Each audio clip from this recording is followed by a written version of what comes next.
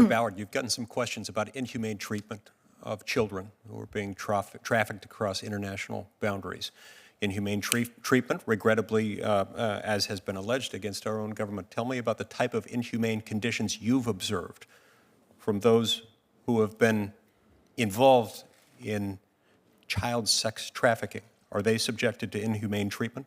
Absolutely. The worst scenarios you could dream up. That's what they've been involved in. Not only during the New York Times, in fact, Senator Harris pointed out, the New York Times just this week talked about 100 different cases of women, children who were being brought in by the cartels at first to smuggle them.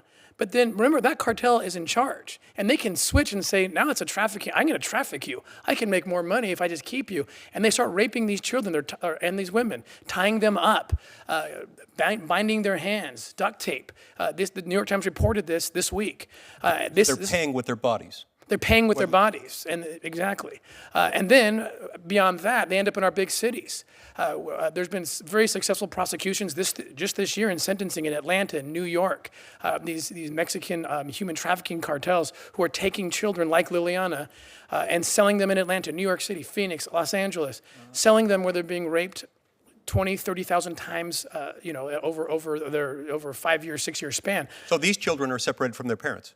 Yes, they are. These children are subjected to confined, uncomfortable, and horrific living conditions. Absolutely. These children are subjected to cold temperatures. Yes. These children are subjected to every conceivable horror known to humankind. Absolutely, they are. And U.S. policy is facilitating and even encouraging it, is it not? Unfortunately, I think it is. We heard from Mr. McAleenan earlier today that in the last 10 months alone, there have been 1,700 known instances of an adult traveling north from our southern border into the United States, claiming falsely to be a parent or family member of the child. Yes. Would you estimate that to be on the low end of the actual numbers that are occurring? Oh, no, I think that's the low end for sure. In the last 2 years, it's increased 360%, the adults who come in with kids who aren't their kids.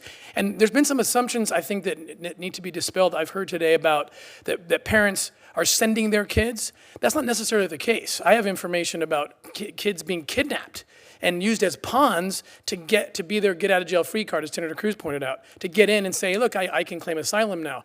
So these kids are being utilized. Frankly, and this is sad, the best case is that they're just being utilized so someone can get in and stay in.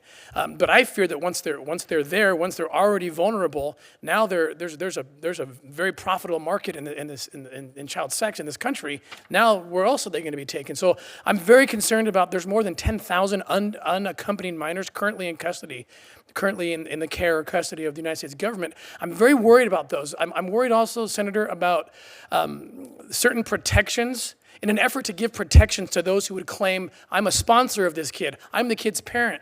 And we want to protect those to facilitate the process of reuniting families. But please, let's put measures in place to have identity hearings or whatever is required to make sure that those kids are going back to parents and not back to their traffickers. I work operations in 20 countries, and I can tell you that when we save these kids and we take them to rehabilitation centers, we have them under lock and key. We have guards, armed guards to protect them because their traffickers come looking for their property. I can give you countless cases of this, so let's not let that happen in this country. Slavery exists today, according to what you're saying. Yes, sir. Does it exist to the same degree as it existed in prior centuries? Actually, the numbers, and again, not to downplay at all that horrible blight, the transatlantic slave trade at all, there's nothing worse than that.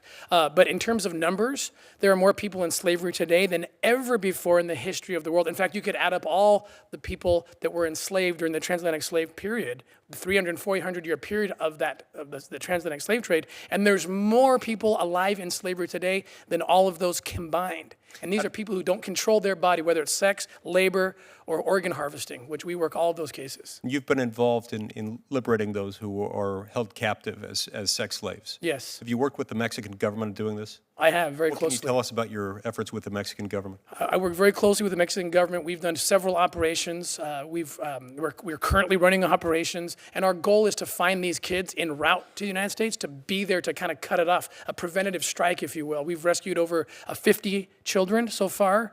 But the problem, as I'm doing these operations, and I've served as the undercover operator in many of them, as we're doing these deals, it's like It's like playing defense 3 on 1,000. You know, you see this coming. It's like catching flies with chopsticks. You get some of them, but in my mind, just so you know what I'm thinking as I'm doing these operations forward deployed south of the border, I'm thinking, I wish to God I knew that there was, smart barriers, a full protective, game along the southern border, so that when I miss them, and we will miss them, they have one more chance.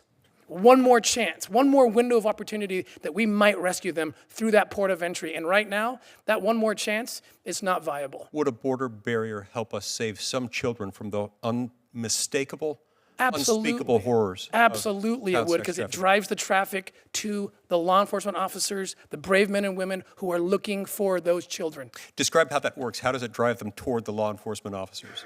Because we've limited their options. Right now, the cartels are clearly choosing to take children around the ports of entry. We just heard the stats. Over 90% of the children are coming around. The cartels are choosing that route because it's better for them. Why are we giving them that chance? Don't give them that chance. Make them go to the port of entry and wall it off with technology, with barriers, whatever's required to force them to have their only choice can be the port of entry. That's the highest chance that we're going to rescue children. And rescuing children should be our #1 priority. As a former law enforcement officer and as an activist who's actively engaged in liberating people from sex trafficking, you are trained in being able to identify the signs of human trafficking. Is that right? Yes, that's right. And others, including people who protect our southern border, are trained in that as well. That's correct. So when they're at ports of entry, they can see when somebody exhibits the signs of either being trafficked or engaging in human trafficking. Absolutely. I can give you a specific example of a CBP officer who saw the carotid artery popping on this guy and said, something's up with you. Boom, looks behind the van, there's a child back there. He opens up the van, takes out the child, and there's videos of child pornography of that little boy and that man abusing him. They got him. These are our trained CBP officers. They're brave men and women, and they're looking for those signs. So if that individual who was trafficking that little boy had an easier chance to go through someplace else, someplace where there was no barrier, would they have found him? Very difficult. Possible, very, very difficult. Much harder to save that little boy. That's correct. Many of my colleagues have commented on the fact that barriers can sometimes be circumvented. People can sometimes go above it or below the barrier. What's your reaction to this? It's correct. I've crawled through tunnels, multiple tunnels between Mexico and the United States. That's why these barriers need to be smart barriers. They need to include technology. There's ways to detect if there's tunnels below you using technology. There needs to be sensors, drones. It needs to be a full court press. If we can save just one kid from being raped 20,000 times, it's worth the full court press in my mind. Particularly in certain areas. Some areas, there's a lot of traffic, but still no barrier. I'm thinking of parts of the lower Rio Grande Valley where there are a lot of miles of border with no barrier at all, where there's a lot of human trafficking going on. That's correct. Thank you, Mr. Ballard. Thank you.